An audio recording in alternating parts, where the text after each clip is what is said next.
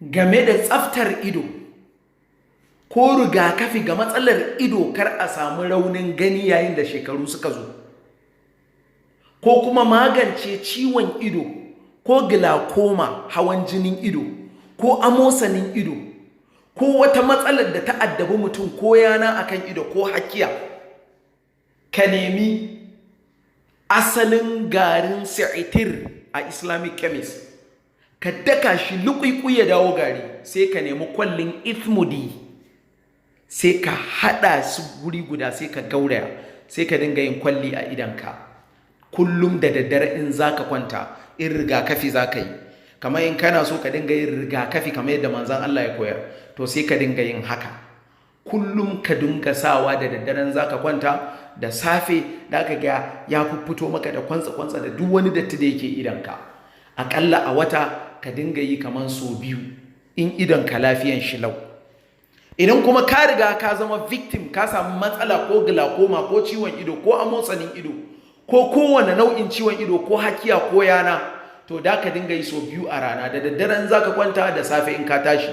Sa'an nan kuma ka nemi ruwan zamzam a karanta fatiha kafa 7 a ciki a tofa, sai ka dinga ɗigawa a idan safe da yamma bayan saka wannan kwalli da kake yi, idan har kana da ciwo kenan a idon, ba rigakafin da na faɗa da farko ba. Matsalar rashin ido ko rashin gani ko makanta, in dai ba idan ya tsiyaye ba, in aka yi amfani da wannan hanya da na faɗa, da izinin Allah za a samu fa'ida mai fa'idantarwa. Sunna ne kula da ido. Manzo Allah sallallahu alaihi wasallam ya ce alaikum bi ithmudi, ina muku bushara ga wannan kwalli na ismudi, yana maganin ido, yana ƙara ƙarfin gani ga idanu. Saboda haka yawanci mu ne muke barin sunnar manzon Allah, shi yasa muke shan wahala.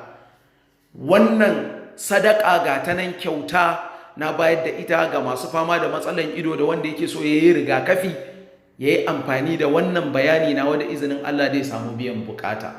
Domin neman ƙarin bayani ko tambaya akan cututtukan da ba wannan ba kadai, ana iya tuntuɓa ta lambar waya kamar haka: 080 60 60 6050. Wannan sako yana zuwa muku daga Hadaratul Abdurrashid Adam Ahmad dan Baiwa. Assalamu alaikum wa rahmatullah wa barakatuh.